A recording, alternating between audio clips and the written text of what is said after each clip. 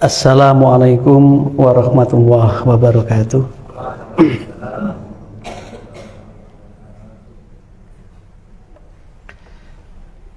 Innal hamdalillah nahmaduhu wa nasta'inuhu wa nastaghfiruh wa na'udzu billahi min syururi anfusina wa sayyiati a'malina. Allahumma shalli wa sallim wa barik ala nabiyyina Muhammad wa ala alihi wa ashabihi wa mawalah. La haula wa la quwata illa billah. Raditu billahi rabbah wa bil islami dina wa bi Muhammadin nabiyyan wa rasulah. Rabbana zidna ilma warzuqna fahman waj'alna min ibadikas sholihin. Amin. Bapak Ibu dan sekalian, warga besar Muhammadiyah Kalisat yang kami banggakan, pertama kita bersyukur pada Allah Subhanahu wa taala pagi ini masih diberi sehat walafiat, bisa untuk berada di rumah Allah di masjid ini dalam rangka mengaji, kemudian menimba ilmu dan sekaligus memperluas wawasan kita dengan harapan ilmu yang kita peroleh bisa memperkuat, memperkokoh keyakinan kita, kemudian menjadi spirit bagi kita untuk lebih bisa beramal yang manfaat. Bapak Ibu, Baye Ahmad Dahlan dulu pernah memberikan satu filosofi bahwa hidup ini harus mau untuk belajar. Hidup ini kita harus mau belajar. Di dalam belajar itu ada dua hal yang perlu untuk dicamkan. Yang pertama, pelajaran itu ada yang sifatnya pengetahuan teoritik, pengetahuan yang itu bisa mencerahkan pikiran, bisa menenteramkan hati. Kalau berilmu, maka orang itu nggak gampang galau, nggak gampang was-was, karena dia tahu cara mensikapi terhadap situasi dan kondisi yang sedang melingkupinya, yang sedang mengitarinya. Ya, kenapa Nabi Adam itu kemudian diajari oleh Allah dengan ragam pengetahuan yang berbasis pada tinggi, ya, suatu barang, suatu benda, nah, mengenali dengan tepat benda-benda itu, manfaatnya apa, mandorotnya apa, bahkan kemudian disebut apa. Ya. Jadi kalau meja itu gunanya apa, bentuknya kayak apa, kalau kursi itu gunanya apa, bentuknya seperti apa. Maka orang yang punya ilmu, orang yang punya pengetahuan yang sifatnya teoritik tadi itu bisa mensikapi dengan baik, dengan tepat, dengan benar. Gampangannya itu enggak gerusa-gerusu, tidak gampang untuk terkelabui, tidak gampang untuk tertipu.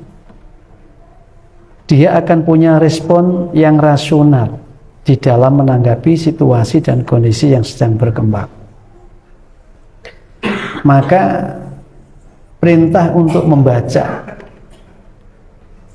perintah untuk belajar terhadap pengetahuan-pengetahuan yang sifatnya teoritik tadi itu juga penting untuk kita lakukan, agar kita itu tidak menjadi orang yang gampang untuk terprovokasi oleh informasi-informasi yang tidak tepat, informasi-informasi yang tidak benar, tidak akurat, atau informasi-informasi yang justru itu adalah kebohongan, kedustaan. Agar tidak termakan oleh hal yang bohong, maka orang wajib berpengetahuan secara utuh, secara menyeluruh, secara total dalam teori-teori yang ada. Jadi orang belajar teori-teori itu sesuatu yang bisa untuk menambah penguatan terhadap jiwanya supaya tidak mudah terprovokasi. Makanya Islam mengajarkan thalabul ilmi faridah. Menuntut ilmu itu adalah kewajiban. Ya, menuntut ilmu itu adalah kewajiban. Nah, ini kita bersyukur pagi ini kita berada di majelis ngaji, majelis yang sedang memperluas keilmuan sehingga kita akan lebih arif dan bijak di dalam merespon keadaan. Yang kedua, pelajaran menurut Bayama Dahlan itu ada yang berwatak amali, ada yang berwatak amali, ada yang bersifat perbuatan untuk dikerjakan. Jadi orang itu mengetahui sesuatu, tetapi pengetahuannya itu menuntut dirinya untuk mengerjakan. Ya. Maka kalau ilmu yang dimilikinya itu pas-pasan, biasanya pekerjaannya juga pas-pasan, amalnya juga pas-pasan. Tapi kalau ilmunya itu utuh, maka amalnya lebih sempurna daripada amal yang pas-pasan tadi itu. Nah, oleh karena itu kalau sekarang kita mengenal filosofi belajar itu ada 4 misalkan. Yang pertama, belajar itu untuk tahu. Orang belajar itu untuk tahu, untuk paham, untuk ngerti, apa untuk dong, ngeh gitu ya. Oh, gitu. Supaya dia paham, dia ngerti, maka dia belajar. Mengerti itu filosofi pertama di dalam orang belajar. Ya. Yang kedua, orang belajar itu untuk mengerjakan, untuk melakukan, untuk beramal. Nah, rupanya 2 ini sudah terekam di dalam filosofi pengajaran yang dilakukan oleh Mbah Yai Ahmad Dahlan. Karena itu belajar untuk beramal itu juga butuh tahapan. Tidak ujuk-ujuk orang bisa sempurna. Semua butuh proses. Makanya ngamal itu kalau menurut Mbah Ahmad Dahlan itu sedikit demi sedikit, setingkat demi setingkat, kemudian akan menjadi sempurna.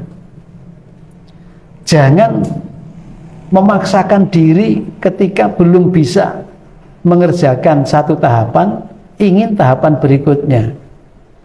Nah, jadi seringkali manusia itu kan tergesa-gesa, baru bisa merangkak, inginnya itu sudah bisa berjalan, baru bisa berjalan, inginnya bisa berlari. Akibatnya sering jatuh bangun dan dia berada dalam kubangan penderitaan. Mestinya baru bisa merangkak, ya nikmati merangkak itu sampai tiba waktunya bisa untuk berjalan. Begitu bisa berjalan, nikmati berjalan itu sampai tiba waktunya bisa berlari. Karena hidup itu membutuhkan pembiasaan, membutuhkan pembiasaan. Ya, perbuatan itu pertama kali ya berat. Kalau sudah 2-3 kali itu terasa agak ringan. Kalau sudah berkali-kali menjadi kebiasaan, menjadi tradisi. Apalagi kemudian kebiasaan tradisi yang disenangi, dicintai, sulit untuk bisa dilepaskan. Ya, nah manusia itu kalau sudah membentuk budaya, membentuk adat istiadat, biasanya kemudian tidak berani meninggalkan. Nah, itu manusia secara alami. Karena belajar itu untuk mengetahui dan untuk membiasakan, untuk mengamalkan. Yang ketiga, belajar itu untuk membuat jadi seperti yang dipelajari. Jadi kalau ada sekolah di teknologi, ya supaya dia bisa jadi teknokrat. Ya. Dia sekolah, dia belajar di tarbiyah, di pendidikan, ya supaya bisa menjadi pendidik, bisa jadi guru. Dia belajar mengenai ilmu ekonomi, ya supaya jadi pengusaha, menjadi ekonom. Itu namanya belajar untuk membuat jadi seperti yang dipelajari. Kita belajar Islam ya supaya kita menjadi muslim seperti ajaran yang kita pelajari tadi, ya. Bagaimana pengajaran Islam yang semestinya untuk dilakukan. Jadi situlah kemudian kita menjadi muslim. Nah, syukur menjadi awal muslim, muslim yang nomor satu. Ya kalau tidak ya masih minal muslimin, menjadi bagian orang muslim. Tapi belajar agama Islam tadi untuk membuat jadi dirinya muslim. Fasyhad bi anna minal muslimin, gitu ya. Nah, kemudian yang keempat, belajar itu untuk bisa hidup bersama. Belajar itu untuk bisa hidup bersama. Karena sesungguhnya manusia itu sangatlah terbatas kemampuan yang dimilikinya. Sehingga kesempurnaan hidup manusia itu bergantung kepada miliunya, bergantung kepada lingkungannya. Maka disinilah pentingnya jamaah, pentingnya komunitas, pentingnya organisasi, pentingnya persyarikatan, pentingnya kawan yang bisa menopang terhadap kebutuhan kita. Kita sering mengatakan ada kebutuhan jasmani, ada kebutuhan rohani. Kita punya kebutuhan yang tidak bisa, harus dicukupi dan dipenuhi. Jika tidak, akan terjadi ketimpangan. Fungsi daripada organ, baik jasmani maupun rohani, tidak bisa optimal, tidak bisa maksimal, tidak bisa bagus. Maka ketika kita itu ingin fungsi organnya itu bagus dan kebutuhan tercukupi, salah satu cara untuk memenuhi kebutuhan itu adalah ketergantungan satu dengan yang lain.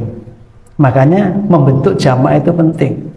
Sehingga Bayi Ahmad Dahlan juga pernah mengatakan gini, melakukan suatu kebaikan dan kebenaran secara berjamaah, secara berkelompok, itu saja masih melelahkan dan meletihkan, apalagi dilakukan seorang diri. Perbuatan itu dikerjakan bareng-bareng aja, itu masih ada loyonya, masih ada lelahnya, masih ada letihnya, apalagi disuruh ngerjakan sendiri-sendiri. Kita yang sudah berkelompok, kita yang sudah berjamaah, kita yang sudah berpersyarikatan, berorganisasi, itu saja untuk bisa menegakkan, mengamalkan kebaikan-kebaikan, kebenaran-kebenaran yang kita punya, itu aja masih berat. Apalagi tidak punya komunitas, tidak punya persyarikatan, tidak punya organisasi. Maka boleh jadi tidak pernah tersentuh untuk mengerjakan apa yang ia ketahui dari kebaikan atau kebenaran itu. Maka Islam itu mendorong setiap warganya itu menjadi orang yang berjamaah, ya, menjadi orang yang berjamaah. Makanya sholat itu diajarkan, itu dikerjakan dengan berjamaah, biar tidak terasa berat, melelahkan, meletihkan. Coba 5 waktu jenengan diminta untuk bisa memenuhi dengan standar normal saja, dengan pengetahuan yang kita punya, bahwa setiap ada hayya 'alas shalah, kita segera bergegas untuk menuju panggilan itu, lalu rukuk dan sujud, kita melaksanakan ibadah sholat. Itu pengetahuan kita seperti itu, menuntut untuk kita amalkan. Nah, kalau kemudian dia seorang diri, sing adzan sopo, sing nyeluk-nyeluk sopo, ya tak? Sing ngejak-ngejak sopo, tentu akan lebih sulit untuk bisa menegakkan, melaksanakan dibanding ketika ada kelompoknya, ada jamaah, ada komunitasnya, ada persyarikatannya. Oh yo, iki ono sing tukang adzan, tukang ngelingke, tukang nyeluk, iki ada tukang iqamah, iki ono imame, iki ono makmume. Itu jauh lebih ringan di dalam mengamalkan ilmu yang diketahui tadi itu, daripada dia mengamalkan seorang diri. Saya pernah ditanya, Ustaz, kenapa orang-orang yang ibadah haji di sana itu kok sregep ya untuk datang ke masjid berjamaah rame-rame gitu ya? Ya karena memang ketika dilakukan bersama-sama, orang itu akan cenderung lebih ringan untuk melakukannya daripada dikerjakan sendiri-sendiri. Sementara kembali ke tanah airnya, wis sak kamar gak koyok ketika dia satu kamar di Mekah atau di Madinah. Kabeh pengen untuk bisa di Masjid Nabawi, kabeh pengen untuk bisa di Masjid Haram. Karena itu kemudian saling mengingat, saling memacu satu dengan yang lain. Lah kalau di rumah kita macam-macam keinginannya, ya, malah yang banyak ingin bangkong kalau subuh gitu ya, ingin biar tidak bangun-bangun gitu, nunggu nanti kalau sudah agak siang. Nah, oleh karena itu membentuk jamaah dimulai dari keluarga sendiri, dimulai dari keluarga kita sendiri. Kalau memang di keluarga kita sendiri sudah alot, angel, itu biasanya ya kita akan mengalami kesulitan. Nah, disinilah bahwa hidup bersama itu butuh pengetahuan, hidup bersama itu butuh ilmu, ya. Karenanya orang yang bisa membentuk komunitas, orang yang bisa untuk hidup berjamaah, itu berarti punya kelebihan, punya keistimewaan. Karena hakikat manusia itu lebih cenderung, kalau bahasa sini apa, kardi ya, karena tibi ya. Uang itu paling seneng ya toh, melakukan sesuatu sesuai dengan pikirannya sendiri, sesuai kehendaknya sendiri. Kalau disuruh untuk bersama, disuruh untuk bareng-bareng, terjadi kompetisi, persaingan. Maka di dalam kita hidup berjamaah biar bisa rukun, itu dikembangkan namanya wasyawirhum fil amri, musyawarahkan di dalam urusan-urusan yang itu terkait dengan pihak lain. Di keluarga kita juga kita perlu musyawarah, rembukan. Di masyarakat kita juga butuh musyawarah, butuh rembukan. Di organisasi kita juga butuh rembukan. Rembukan, musyawarah itu aja sudah sulit untuk bisa memahami satu keinginan dengan keinginan yang lainnya. Belum lagi kalau sudah diputuskan untuk mengamalkannya, itu jauh lebih sulit lagi. Loh, kalau jauh lebih sulit, bagaimana dengan istiqomahnya? Juga lebih sulit lagi. Itu kalau bicara kepribadian manusia secara individual. Karena itu kita diberi kiat, strategi di dalam gerakan kita itu, bahwa kita harus mengembangkan amar ma'ruf nahi mungkar. Kita harus mengembangkan itu, tawasobil haq, tawasobil sobri. Allah kan bersumpah dengan kesempatan yang singkat manusia hidup di dunia ini akan selalu menjadi yang merugi, kecuali yang istiqomah dalam keimanan dan amal sholih. Untuk istiqomah dalam iman amal sholih butuh namanya tawasobil haq, tawasobil sobri. Saling mewasiatkan agar berada dalam yang benar, saling mengingatkan agar sabar dalam menjunjung tinggi menegakkan yang benar. Itu artinya amar ma'ruf nahi munkar. Maka umat yang khairah, umat yang terbaik itu selalu menggunakan ta'muruna bil ma'ruf wa tanhauna 'anil munkar. Selalu itu. Maka ngaji yang kita lakukan pada hakikatnya adalah wahana sita untuk mendapat peringatan, fadzakir untuk mendapatkan peringatan, pengiling-iling, ya, wasiat satu dengan yang lain. Fa inna dzikra tanfa'ul mu'minin, karena peringatan itu akan sangat bermanfaat bagi mereka yang beriman. Dadi nek ana wong dielingno wong, iku mesti alhamdulillah, bersyukur masih ada orang yang peduli dengan kita, masih ada orang yang mau mengingatkan kita. Nah, sekarang ini konteks amar ma'ruf nahi mungkar ini kadangkala ada gerakan-gerakan setan, ya, yang kemudian ingin membelokkan. Dengan cara apa? Alladzi yuwaswisu fi sudurin nas minal jinnati wan nas. Golongan jin dan manusia membisik-bisikkan satu dengan yang lain dengan kata-kata yang indah, tetapi itu menjerumuskan. Ya, wis gak usah ngelengke, wis padha apike kok. Nah, akhirnya apa? Kebaikannya tidak pernah bisa dibangkitkan untuk kebersamaan. Padahal sekali lagi, keberadaan kita semakin baik ketika manfaatnya besar bagi sesama. Kalau Nabi menyebut khairun nas anfa'uhum linnas. Jadi kita itu semakin baik ketika semakin punya arti, punya makna bagi orang lain. kehadiran kita dalam kehidupan ini akan menjadi yang baik apabila kita itu memiliki manfaat bagi kehidupan itu sendiri. Maka tadi saya katakan pengajian kita, pengajaran kita itu tidak hanya berwatak teori keilmuan, tetapi juga berwatak gerakan untuk beramal. Ya, gerakan untuk beramal. Kenapa? Karena kalau pengetahuan itu manfaatnya untuk diri sendiri, tetapi kalau amal itu dirasakan oleh orang lain. Ya, disinilah Bapak Ibu dan sekalian, kita di dalam berserikat, di dalam bersekutu, berorganisasi, itu bagian daripada upaya menjaga agar kita di dalam berislam itu tidak lelah dan tidak letih, tidak payah. Kemudian kita bisa untuk memelihara keislaman kita itu sampai dengan jelang ajal menjemput. Wala tamutunna illa wa antum muslimun. Mula nek iso tambah tua ya tambah sregep.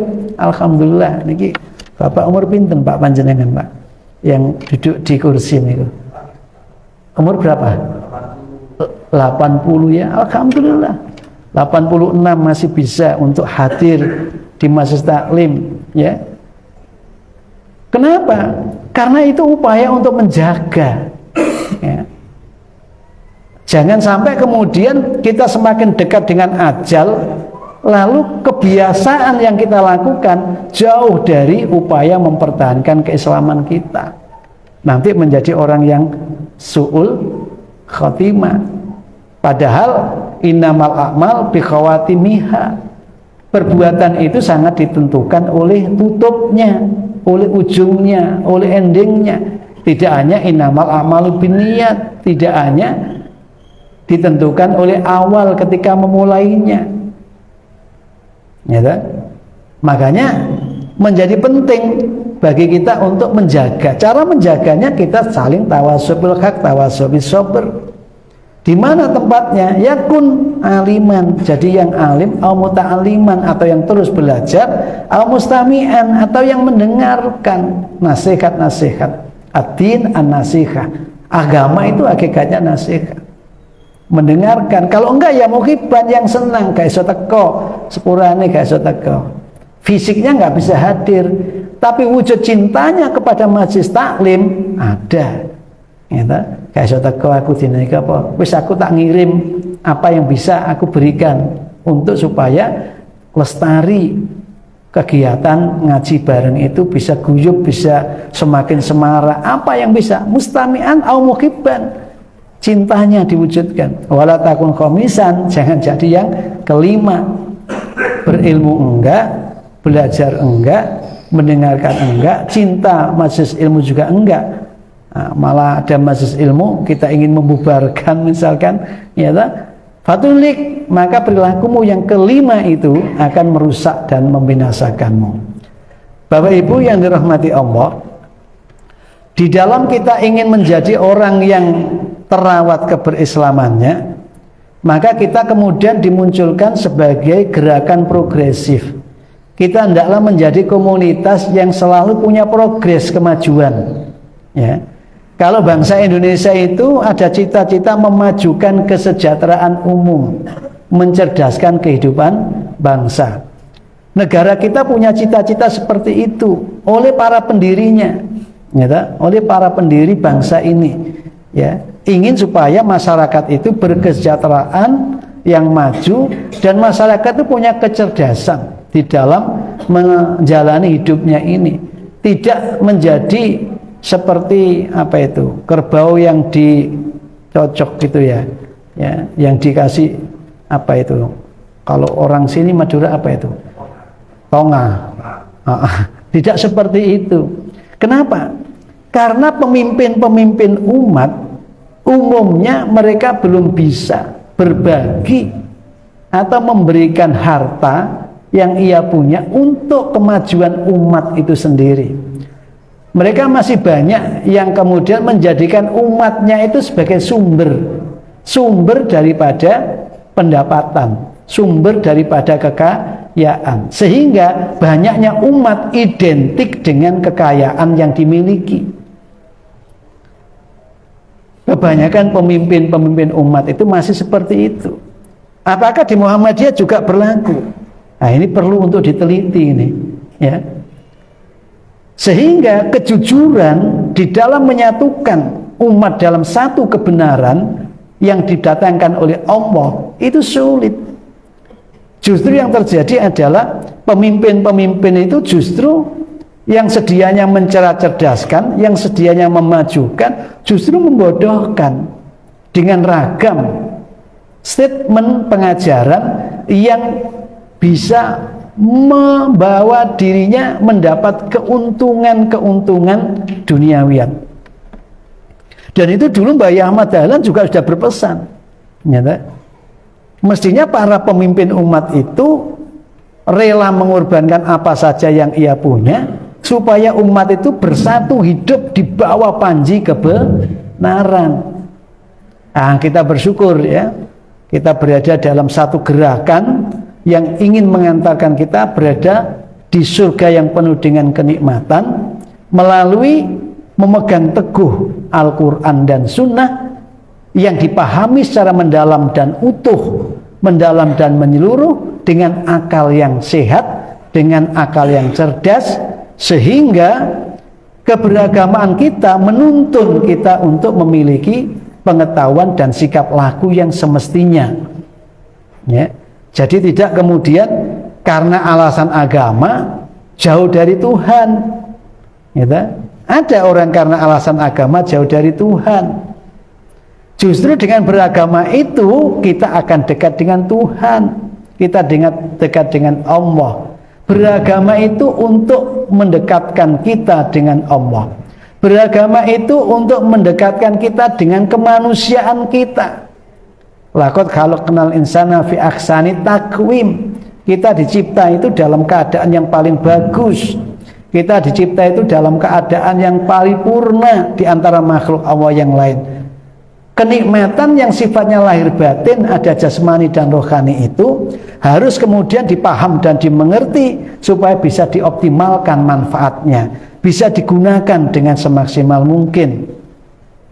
Nah, oleh karena itu kita tidak boleh terbelenggu terhadap siapa yang mengatakan, tapi kita harus selalu fokus kepada apa yang dikatakan. Inilah proses pencerahan. Jadi kalau kita berkaitan dengan kebajikan dan kebenaran, maka kita ambil dari mana saja yang baik, yang benar itu keluar. Kita ambil, tidak melihat siapa yang mengeluarkan, ya. Makanya ada pepatah kita itu undur makola wala tandur man kola. Lihat apa yang dikatakan, jangan dilihat siapa yang mengatakan. Nanti kalau dilihat yang mengatakan, mangkelan nanti kita, ya, menjadi orang yang sensitif emosional. Nah, oleh karena itu di dalam kita mengarahkan diri kita yang progresif, itu kita dituntun yang pertama, hendaklah senantiasa berusaha memperkuat keimanannya sehingga iman itu menjadi inspirasi, inspirator, kekuatan yang mendorong kita untuk berbuat atau tidak berbuat itu karena tuntutan iman kita, bukan eman kita, ya. Berbuat atau tidak berbuat suatu perkara kita harus mendasarkan kepada iman yang ada di dalam jiwa kita. Nah, iman kita itu akan tumbuh subur dengan ketaatan-ketaatan, dengan kepatuhan-kepatuhan. Dan iman kita akan hancur, lemah akibat kemaksiatan. Disinilah pentingnya mengimplementasi atau mewujudkan iman yang tadinya konsep keyakinan menjadi konsep perbuatan. Kalau di dalam hadis Abu Dawud itu disebut laisal iman bitamani walakinnal iman bil amali. Enggak cukup orang disebut mukmin, beriman, itu hanya sekedar angan, sekedar konsep, sekedar pengetahuan dalam arti teori saja. tapi harus menjelma ke dalam amal. Maka syahadah yang melingkar yang kita punya di bendera kita itu, syahadah, kalimat syahadah yang melingkar, asyhadu alla ilaha illallah wa asyhadu anna muhammadar rasulullah.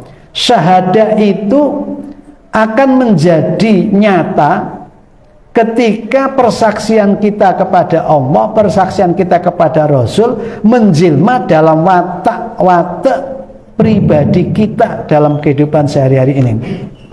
Misal, ketika tadi saya katakan bahwa bagaimana iman itu kemudian menjadi kekuatan yang mengikat, menjadi kekuatan yang menginspirasi, mendorong karya-karya kita di dalam beramal, di dalam berbuat, maka ajaran yang mengkaitkan bahwa setiap perbuatan akan dipertanggungjawabkan. Yang baik akan mendapat yang lebih baik, yang buruk juga akan mendapatkan tempat yang penuh dengan siksa. Kepercayaan terhadap hari akhir, kepercayaan terhadap adanya imbalan itu tentu menjadi kekuatan kita untuk bisa istiqomah di dalam menjalani dunia yang penuh dengan muslihat ini. Dunia yang penuh dengan kesemuan ini mampu kita petakan dan mampu kita pilah dan kita pilih sikap tindakan yang tepat. Maka jikalau kemudian iman mengajarkan yang terberat syahadatu alla ilaha illallah, yang teringan adalah membuang duri dari jalan, maka membuang duri dari jalan menjadi kebiasaan kita, menjadi amal-amal kita dalam kehidupan sehari-hari. Artinya apa? Tidak menjadi orang yang mencelakakan orang lain, walaupun belum bisa menjadi orang yang selalu membahagiakan orang lain. Itu menjadi gaya, style hidup kita dalam keseharian, ya. Jadi kalau belum bisa untuk membahagiakan orang, ya jangan membuat susah orang. Nek jare wong Jawa, nek dijiwit iku krasa lara, ya aja jiwit. Nah, jadi iman mendorong kita menjadi amal. Nah, maka simbol-simbol yang sifatnya pengetahuan tadi itu diimplementasi, diwujudkan dalam gerak perbuatan real sehari-hari. Kulu qolan karima, kulu qolan layina, kulu qolan ma'rufah, kulu qolan sadida. Itu sebenarnya bersumber dari satu kesadaran diri bahwa siapa yang beriman dengan Allah dan dengan hari akhir, maka bertuturlah yang baik, jika tidak diam saja. Jika diammu itu lebih baik daripada berkata-katamu, maka diammu itu adalah kebaikan bagimu, ya. Ya, jadi luar biasa ketika kita ingin menjadi orang yang berkemajuan, maka imannya ditanam sedemikian kuat. Yang kedua, pengetahuan yang dimiliki terus bertambah seiring dengan tuntutan kehidupan ini. Karena kesadaran bahwa ingin dunia bahagia ya dengan ilmu, ingin dunia itu sukses ya dengan ilmu. Maka gerakan literasi keilmuan ini menjadi penting dalam kehidupan kita. Alhamdulillah saya melihat Kalisat ini, walaupun namanya Kalisat, kali tak berair, ya, sungai tak berair, tetapi amal usahanya semakin bagus, ya. SMK-nya semakin bagus, SMP-nya juga semakin bagus, ya. Nah, kemudian ya marilah yang sudah semakin itu kita pertahankan dan terus kita perjuangkan, ya. Kita perjuangkan supaya keberadaan itu tadi akan bisa memberikan manfaat yang lebih. Jadi orang-orang yang terlibat dengan dunia pendidikan kita, terlibat dengan institusi keilmuan kita, itu bisa untuk merasakan nikmat, nyaman, tenang, damai. Tidak hanya di saat ini, tetapi di saat dia sudah menghadap kehadirat Allah juga begitu. Kita ciptakan, karena kalau nggak kita ciptakan, ya kita tenggelam dalam alladzi yuwaswisu fi sudurinas, ya. Kita akan tenggelam dalam bisikan-bisikan setan yang itu akan menjauhkan kita dari kebajikan dan kebenaran. Hanya kita mengikuti angan-angan kita, don-don kita, sangkaan-sangkaan kita saja. Ya, jadi gerakan literasi kita harus kita bangun, ya, kita tumbuh kembangkan, baik itu di lembaga pendidikan kita, di lembaga amal sosial kita, di lembaga amal dakwah kita. Ya, kita upayakan ada sudut pustaka, ya, yang mungkin ya memudahkan orang yang masuk kemudian membaca. Ya, tidak hanya Al-Quran yang tidak punya terjemah, tapi Al-Quran yang ada terjemahnya, Al-Quran yang sudah ada. Sekarang ini kan banyak kan jenis-jenis Al-Quran, apa itu Al-Quran Nahwu, ya, sehingga ketika membaca itu di situ tidak hanya arti, tapi diberitahu ada kedudukannya sebagai isim, fi'il, huruf. Minimal mengenal ada isim, fi'il, huruf, fi'il, isim, huruf misalkan gitu ya. Tanpa dulu kita nggak sempat sekolah yang seperti itu misalkan. Nah sekarang loh kok ada yang menarik, ya. Nah itu kemudian literasinya bisa terbangun, ya. Literasi bisa terbangun, lalu kesadaran keilmuan tadi bisa meningkat. Karena ingin kehidupan akhirat sukses juga harus dengan ilmu, ya. Pengetahuan berkenaan dengan hari akhir itu juga penting untuk kita miliki supaya kita nggak keberangas hanya untuk duniawiyat. Bal tu'thiruna hayatad dunya. Hidup dunia ini mengagumkan, ya. Hidup di dunia ini mengagumkan.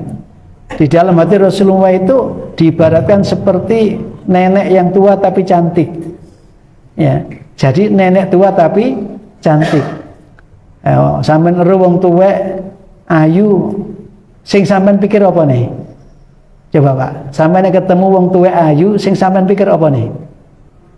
Mindania nomi. Kan ngono toh? Mindania nomi. Lah, dunia ini bagaikan wanita tua yang menggoda kita, ya toh? Jadi menawan, mempesona. Ya. Sehingga membuat kita semakin ingin tahu, ingin menyelami, ya, bahkan ingin untuk mendapatkan, ya, ingin untuk mendapatkan.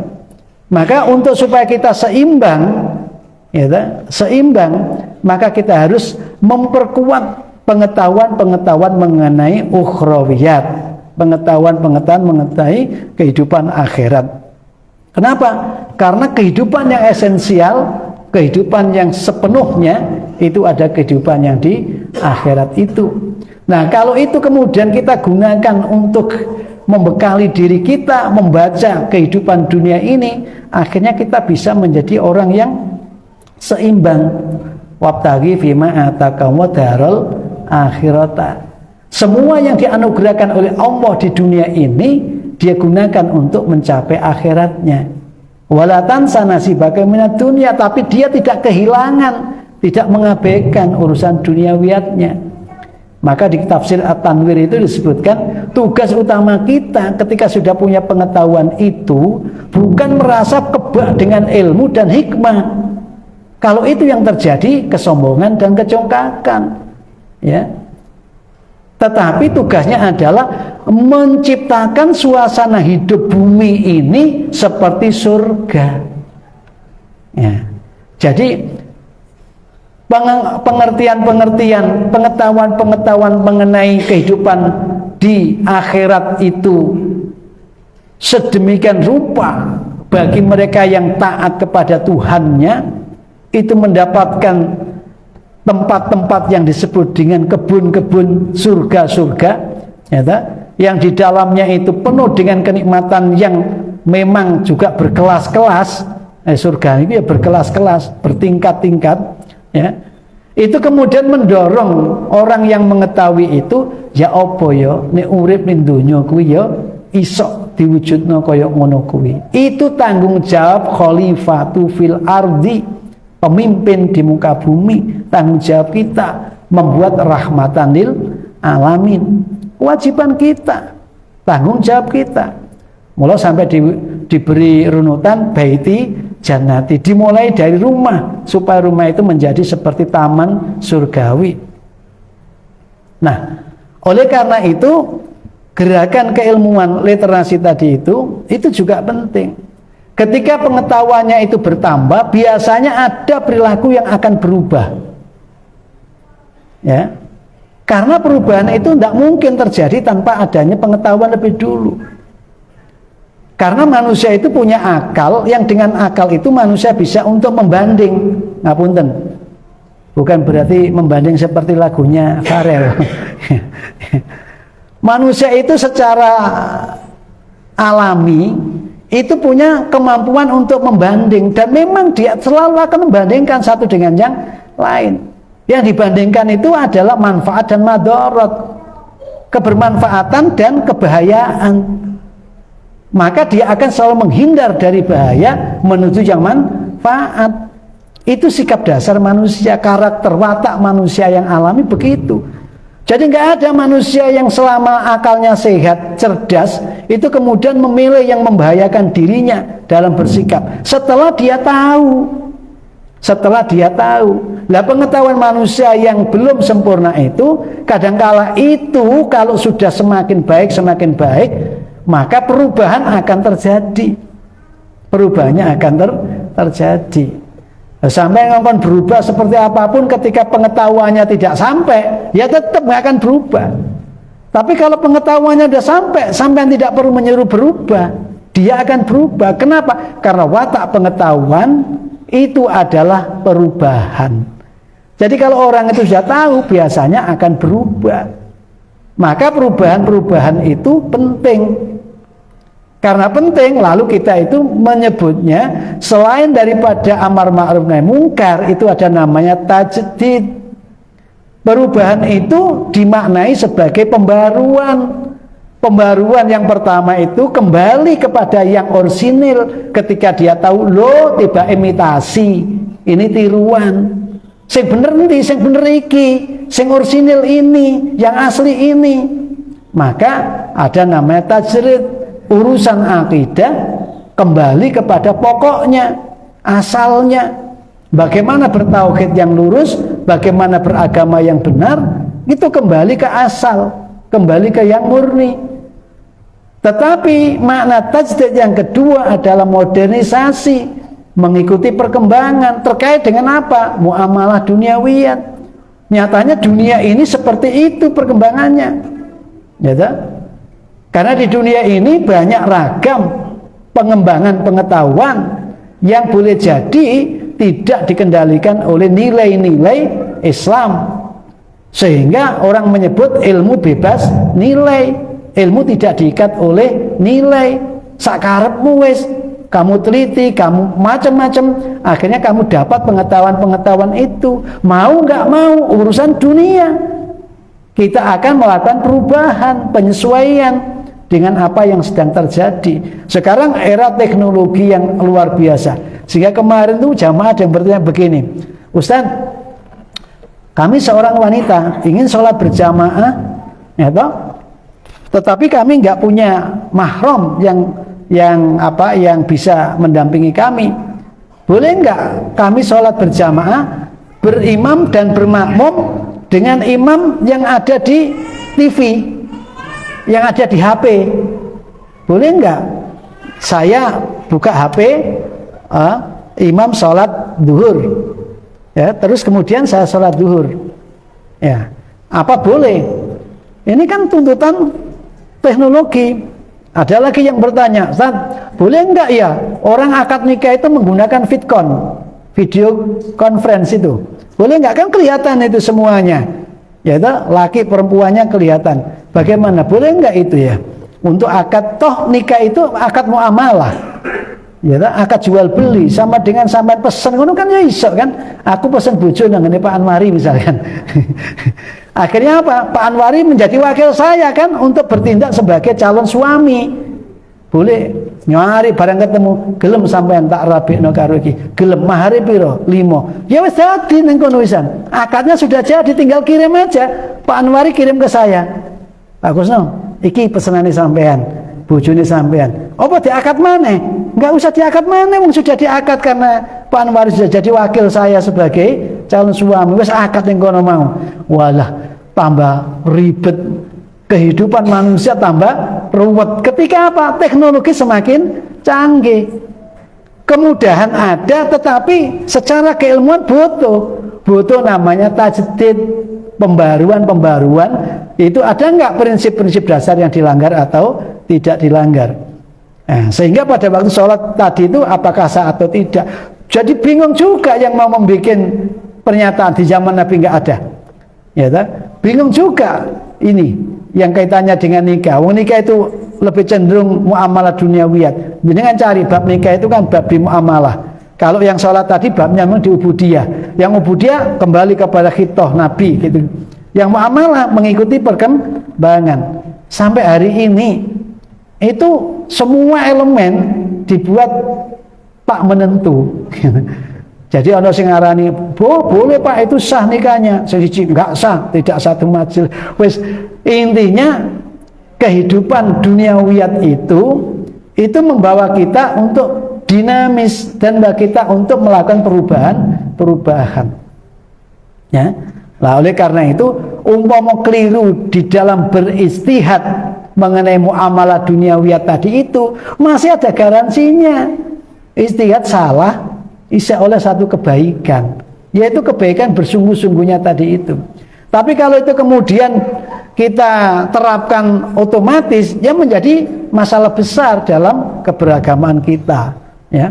Dan oleh karena itu tetap gerakan ilmu harus kita kembangkan, harus kita tumbuhkan supaya kita tidak punya watak eksklusif tadi itu. Saya itu kadang-kala kalau lihat di YouTube itu ya, dari ragam ustadz-ustadz yang ada gitu ya, akhirnya itu mereka sudah sama menyadari betapa pengetahuan kita itu atau pengetahuan mereka itu sangat terbatas. Akhirnya seperti yang dikatakan oleh imam yang 4, yang aku buat, aku yakini ini benar, tapi mengandung kesalahan. Yang kamu yakini itu boleh jadi salah, tapi mengandung kebenaran. Maka jika kau temukan sumber rujukan yang lebih kuat kebenarannya, tinggalkan pandangan saya, ikuti pandangan itu. Artinya apa? Ada keterbukaan ketika orang sudah belajar lebih luas, tidak jumut. Pokoknya gak ngene gak iso. Ya. Itu kejumudan. Kenapa? Karena dunianya itu terus berkembang. Kehidupannya itu berkembang dan itu membutuhkan pengetahuan kita bersama. Ngajar juga begitu kan, teori pengajaran, pembelajaran mulai dulu zamannya Pak Anwari jadi guru, berubah jadi kepala sekolah, berubah jadi pengawas gitu ya. Kemudian sekarang pensiun yang gitu. Tentu keilmuannya juga berkembang. Pendekatan-pendekatan yang harus dilakukan sampai menggunakan kurikulum Merdeka Belajar, bukan belajar merdeka ya. itu kan saking mumetnya, ya mumetnya ya apa supaya keilmuan itu bisa untuk diterapkan di dalam membentuk karakter manusia yang unggul, karakter manusia yang maju, yang mempunyai daya kreativitas yang tinggi, katakan itu. Nah, oleh karena itu ketika kita mengaji kemudian ilmu bertambah, harapannya adalah sikap laku kita akan lebih arif dan bijak di dalam merespon setiap yang ada di sekeliling kita. Tidak menjadi yang reaktif emosional, ya, tetapi menjadi yang responsif rasional. Semua itu harus direnungkan, ditafakurkan, dan semua itu harus dikaji dengan mendalam supaya tidak menjadi fitnah. Dan itu sudah disampaikan oleh Mbah Ahmad Dahlan. Jika kamu itu punya pandangan-pandangan, maka silakan dihimpun, dikumpulkan pandangan-pandangan itu. Jika kamu punya rujukan-rujukannya juga dibeberkan, maka ketika semua sudah dibeber, dipikir bareng, lalu dicari manfaat dan madorot.